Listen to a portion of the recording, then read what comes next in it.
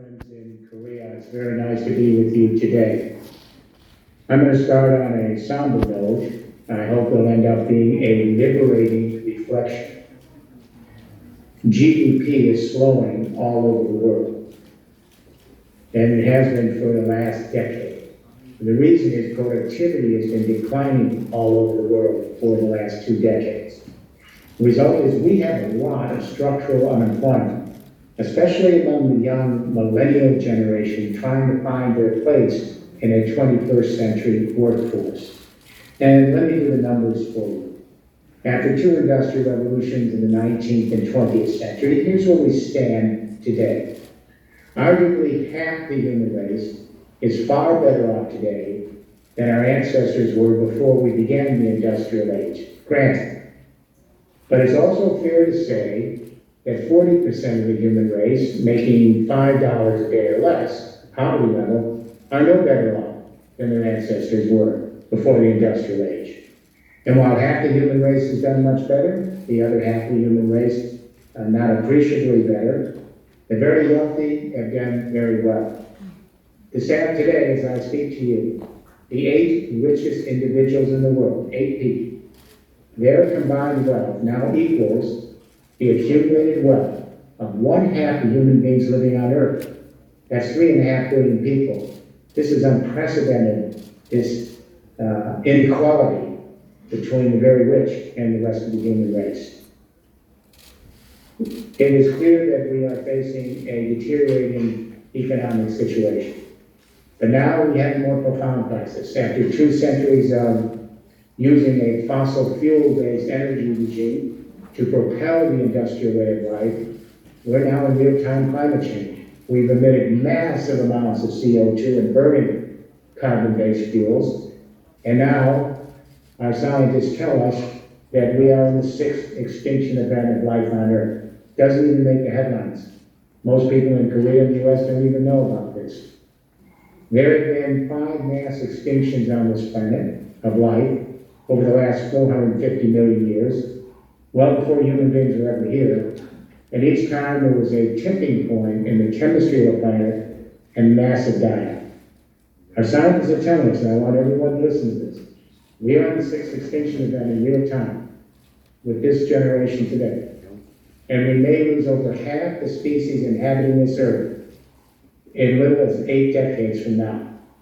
The last time we had an extinction event of this magnitude on Earth was 65 million years ago, and it took place over thousands of years. We are in crisis, but now our young people are awakening in Korea, Europe, Asia, and America.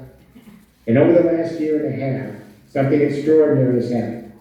Millions and millions of young people, Gen Z high school students, millennials in Korea and other countries, have taken to the streets in 3 Friday for the Future strikes.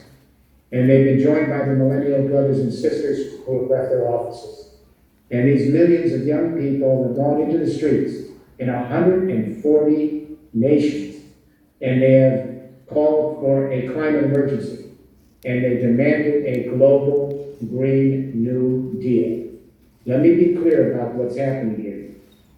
This protest we're seeing among the young people across Korea around the world is not like any protest in history.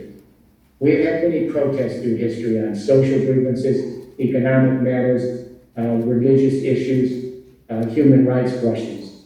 But this protest is different. This is the first time a generation of young people across all the political, economic, and social boundaries have come out on the streets, and they have begun to perceive of themselves as a species, a single species, an endangered species. And they began to realize that their fellow creatures are part of the evolutionary family. And they're beginning to understand that the biosphere we live in is our indivisible community. We are seeing for the first time humanity coming together as a single voice. This is a potential vast change in our worldview and our concept of what human beings are about and what our responsibilities are to each other, our fellow creatures, the biosphere in which we live. So it's clear we need a new economic vision for the world. It needs to be compelling. We need a game plan to move this vision forward and deploy it quickly. And we have to be off a carbon-based civilization in Korea and every other country in less than 20 years. That's one generation, 2 decades. Our scientists say if we don't do that, and if we don't keep the temperature of the planet below 1.5 degrees Celsius, and we're already there, just about, we will have a cascading series of climatic disasters, floods, droughts, wildfires, hurricanes, that will increasingly devastate our ecosystems, and they will move toward collapse. So we need to step back and ask, how do the great economic revolutions in history occur? If we know how they occur, we will get a roadmap for Korea and the rest of the world and a compass that will allow us to navigate into a new Green New Deal transition. There have been at least 7 major economic paradigm shifts in history. They're very interesting. They don't happen often. And they require 3 components to come together at a moment in time that changes the way we organize social, economic, and political life. What are those 3 components? Number 1, new communication revolutions that allow larger numbers of people to come together in more complex relationships to organize the economic life, the social life, and governance, communications. 2, new sources of energy, again, to allow larger numbers of people to come together in more complex relationships to manage their economic life, social life, and governance. And 3, new modes of mobility and transportation, again, to bring those larger numbers of people together in more complex relationships to be able to orchestrate the economic life, social life, and governance. When communication revolution converge with new energy revolution, which in turn converge with new mobility and logistics revolution, they completely change the way society manages, powers, and moves its day-to-day economy, its social life, its governance. These infrastructure revolutions change our temporal spatial orientation. They change our habitats that we live in and work. They change our business models and our governance. They change our worldviews. Let me give you 2 examples. First industrial revolution in the 19th century in Britain, the second industrial revolution in the 20th century in the United States. The Brits lead us into a first industrial revolution, a fossil fuel revolution, with 3 technology components. First, communication. The Brits invent steam-powered printing, no more manual print presses. A big leap forward in communication. We could put out cheap textbooks for a new phenomenon, public schools, and for journals and newspapers and magazines. And then the Brits laid out a telegraph system, another communication installation to connect across the British Isles. Steam power printing for communication and the telegraph, those communication revolutions converged with a new source of energy in Britain, coal, harvested by the same steam engine they used for steam power printing communications. Then they took that same steam engine and they put it on rails, railroads, locomotives, national transport. This first industrial revolution, communication, energy, mobility, logistics, changed our habitats. We moved to dense urban habitats and urban life. We moved to national markets. And we then created nation states to manage those national markets. Second industrial revolution in the United States, 20th century. Again, another convergence of communication, energy, mobility, and logistics that changed our habitats, our business models, our governance. The telephone. The telephone was as critical a disruptive technology and communication as the internet today. The telephone and later radio and television in the United States, those communication revolutions, converged with a new energy regime, cheap Texas oil. And then Henry Ford gave us a new form of transportation. He introduced the internal combustion vehicles, cars, buses, trucks. This second industrial revolution changed our built environments. We went from dense urban environments based on railroad depots to suburban environments based on road systems. We changed our economic model from national markets to globalization. And we created new governing institutions to mediate globalization like the IMF, the World Bank, etc. That second industrial revolution is now peaked. It peaked in 2008 when oil hit 147 a barrel. And if you remember that month, in July 2008, the entire economy shut down that month. That was the great economic earthquake of the second industrial revolution. The collapse of the financial market 60 days later in 2008, that was an aftershock. We are now in the declining era of the second industrial revolution. And at the same time, we are now finding that with climate change, our economy is further eroding because of an increasing acceleration in pandemics. We have known for years now that climate change brings new pandemics. So this issue of the coronavirus is not a one-off issue. We've had a half a dozen major pandemics over the last decade, ravaged the planet. And the reason is, when the climate changes as it is, it means that not only are human beings migrating to new areas of the world, but the animals, the wild animals are migrating as well to escape the heat, the droughts, the wildfires, the floods, the hurricanes. And when the animals began to migrate along with humans as climate refugees, the viruses hitch a ride on the animals. At the same time, as our ecosystems began to collapse, it needs to be, as they began to narrow because of development, human development, again, the viruses have nowhere to go, so they're migrating closer to human habitats. So we are going to see more pandemics in the future with climate change.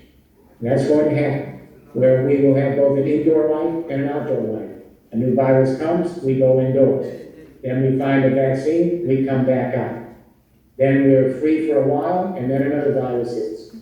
So what we're seeing is not only the end of the fossil fuel industrial revolution, but now they've given us so much carbon dioxide in the atmosphere that it's giving rise to the collapse of ecosystems, increasing pandemics, and the sixth extinction of life on Earth.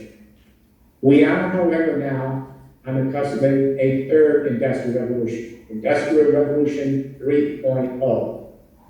Let me share an anecdote with you. When Chancellor Merkel became Chancellor of Germany, she asked me to come to Berlin in the first few weeks of her government to help her address the question, how to grow the German economy and create jobs on her watch. What I said to the Chancellor is, Madam Chancellor, how do you grow the German economy when your businesses are plugged into a second industrial revolution infrastructure of the 20th century based on centralized telecommunication, fossil fuel and nuclear power for energy, and internal combustion, road, rail, water transport, and air for mobility. And that infrastructure to manage power and move Germany and all the industrial countries of the world peaked in its productivity at the beginning of the 21st century. So I said you can have market reform, and labor reform, and fiscal reform, and stimulate all sorts of startup companies. But if your businesses are still plugged in to that second industrial revolution infrastructure that's dying, you will not be able to move your economy forward, and we will have increasing climate disasters and more pandemics. So on that first day with the Chancellor, she and I discussed a third industrial revolution. Third industrial revolution brings together new communication, energy, mobility, logistics. And now I'd like everyone in the room today, everyone that's there, to listen to what I have to say because it relates directly to Korea and Korean businesses and the Korean society. Here's the revolution. We are 29 years, 30 years into the World Wide Web. We have 4 billion people connected with smart cell phones and computers. And those cell phones now have more computing power in our hands than sent our astronauts to the moon. Now this digitized global telecommunication internet is now converging with a digitized renewable energy internet.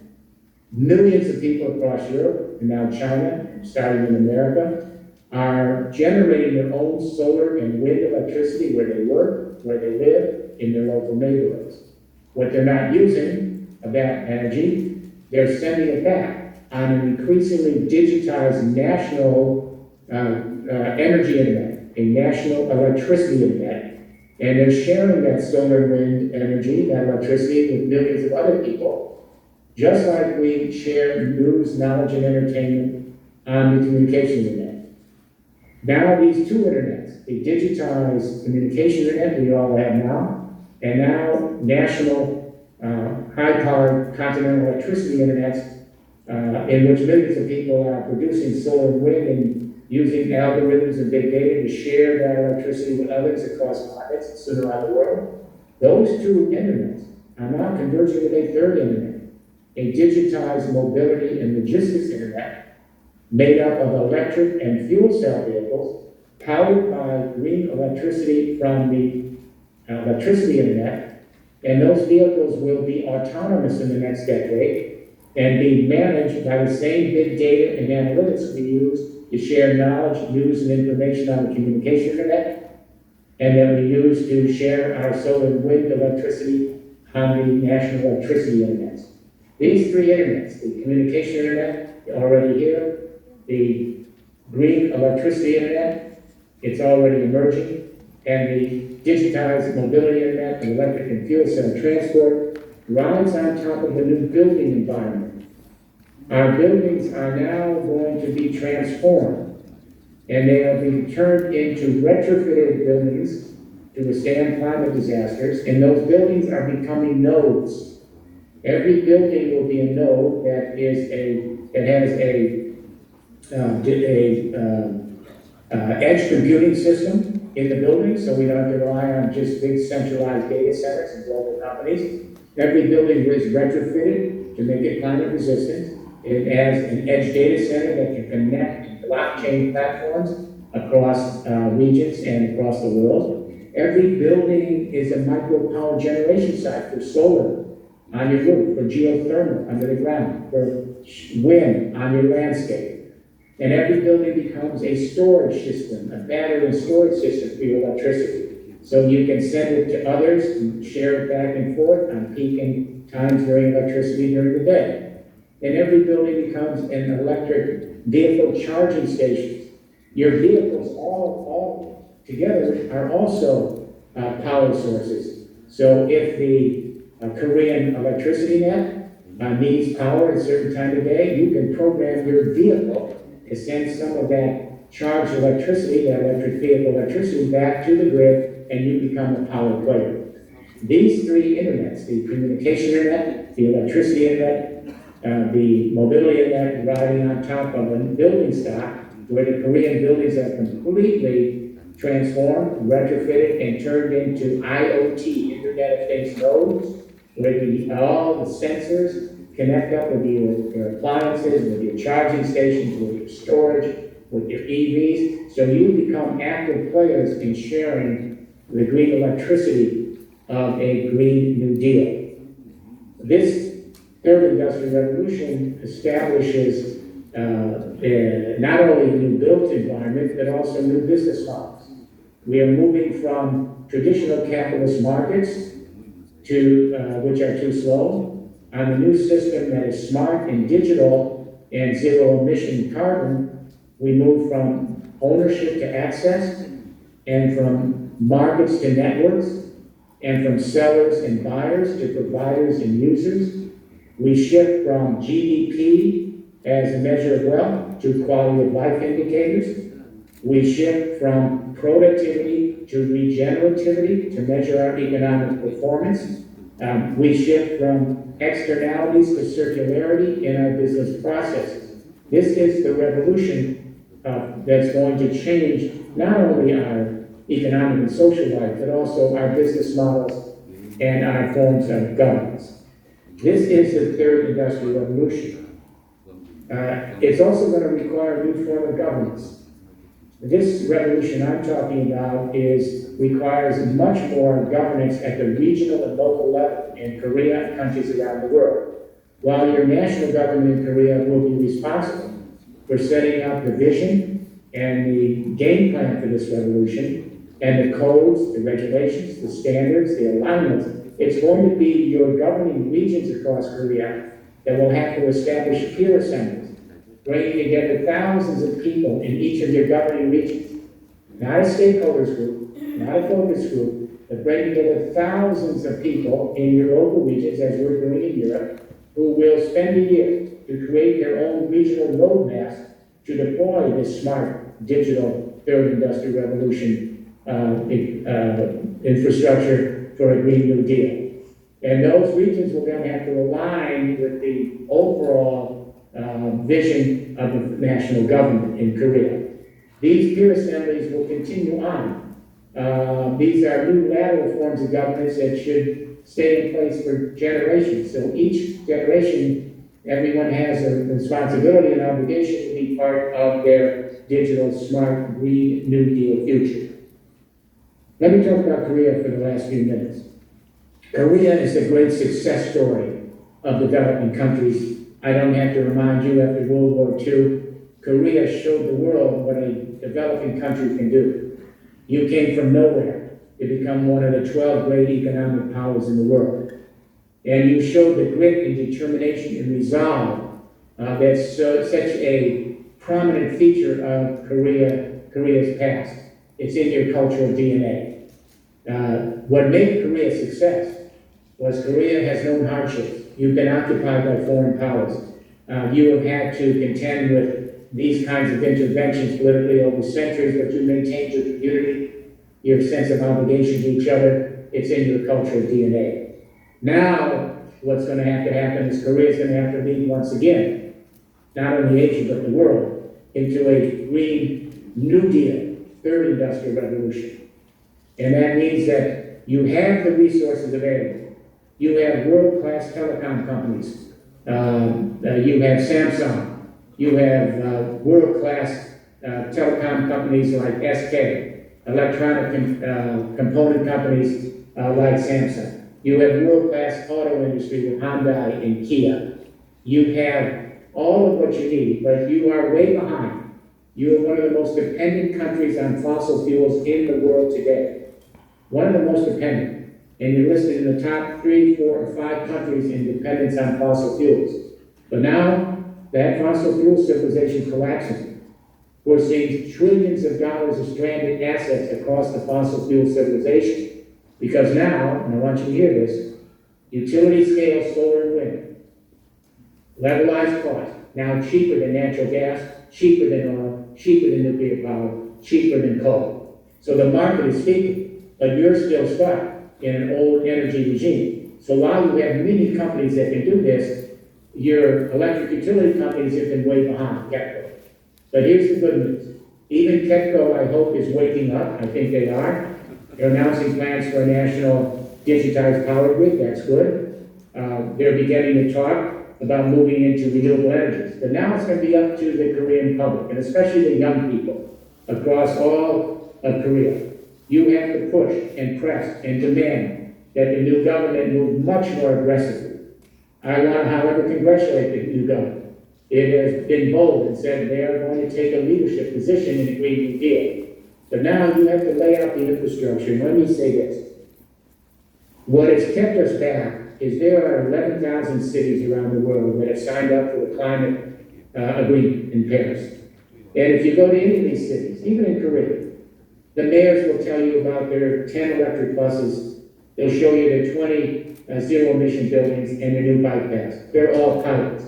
What I'm talking about is a Green New Deal, which is a complete transformation of the infrastructure to manage, power, and move Korea in the 21st century. So many of the Green New Deals in the U.S. are a laundry list of individual pilot projects, but none of them address the need to have an infrastructure transition comparable to the first and second industrial revolution. So here is my plea, Korea. Lead on this infrastructure revolution. Create a 40-year construction site. We believe that in the first 20 years, we can move to zero-emission third industrial revolution infrastructure and create millions of jobs here in the United States and thousands of new businesses. So can Korea in 20 years. This can be done. So my hope here today with this conference, I congratulate you on the grassroots political movement and social movement to declare a climate emergency and demand a green